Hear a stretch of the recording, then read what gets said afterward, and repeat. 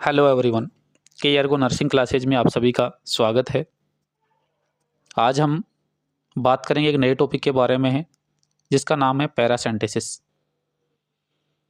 पैरासेंटेसिस क्यों किया जाता है, क्या होता है, क्या इंडिकेशंस हैं, क्या कॉन्ट्रा इंडिकेशंस हैं, इन सभी चीज़ों का जो डिस्कशन है वो हम करेंगे आज इस क्लास में। सबसे पहले हम बात करते हैं पेरिटोनियम कैविटी के बारे में। जो पेरिटोनियम जो कैविटी है वो क्या होती है।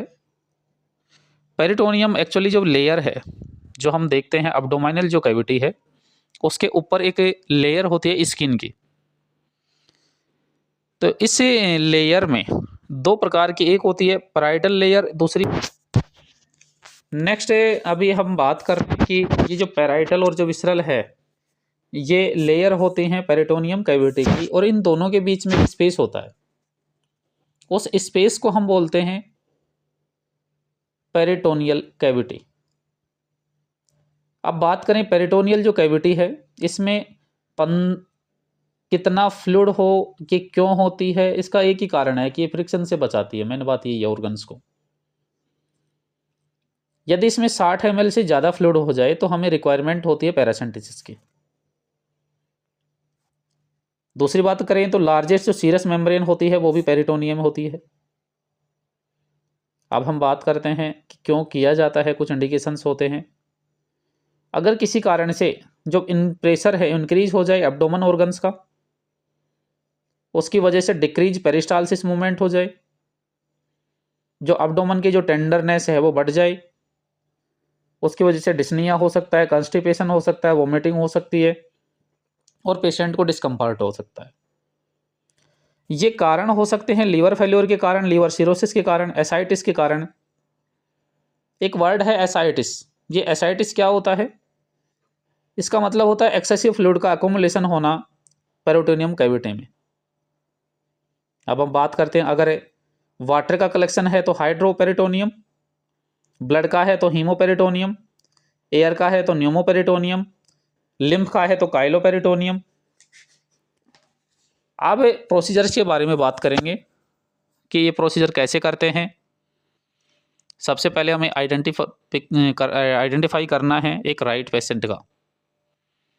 हमें चेक करना है प्रिस्क्रिप्शन को, हमें चेक करना है कंसेंट को, हमें पेशेंट के साथ में कम्युनिकेशन इंक्रीज करना है, उसकी एंजाइटी को डिक्रीज करने के लिए।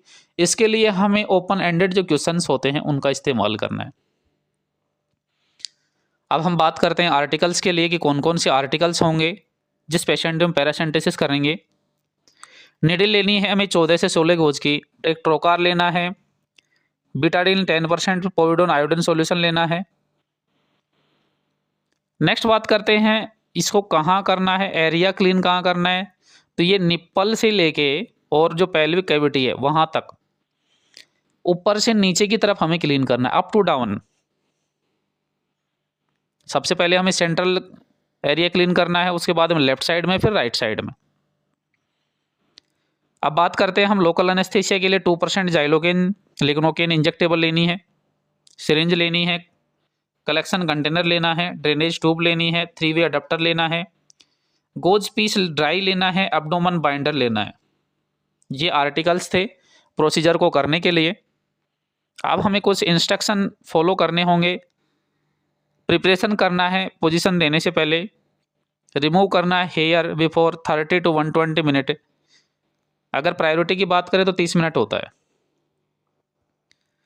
अगर हमें हेयर रिमूव करना है तो ट्रिमर का यूज करना है, स्किन की इरिटेशन को प्रिवेंट करने के लिए, किसी प्रकार की एलर्जी को प्रिवेंट करने के लिए।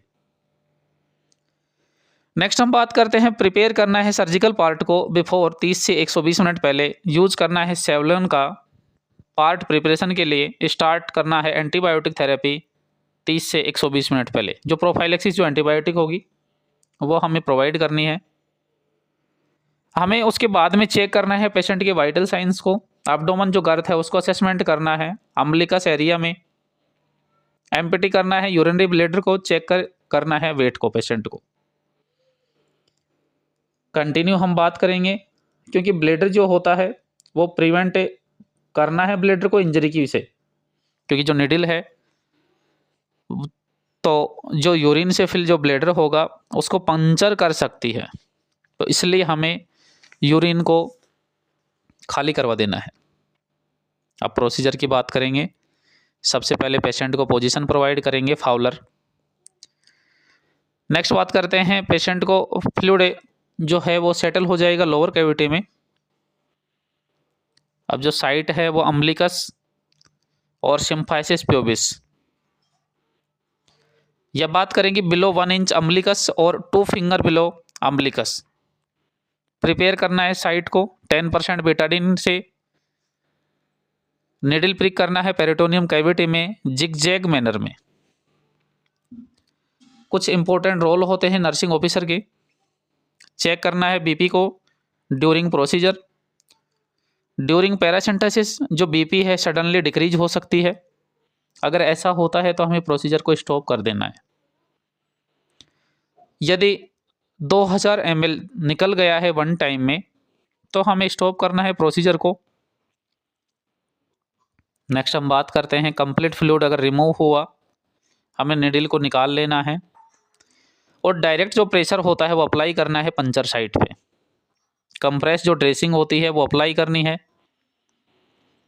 इसके बाद में एब्डोमिनल जो बाइंडर होता है वो लीकेज को प्रिवेंट करने के लिए हमें अप्लाई करना है।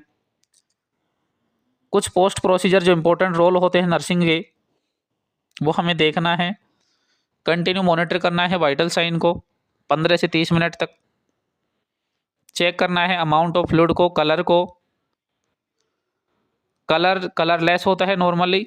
रेडिश कलर अगर होता है तो एब्डोमेन में कार्सिनोमा हो सकता है।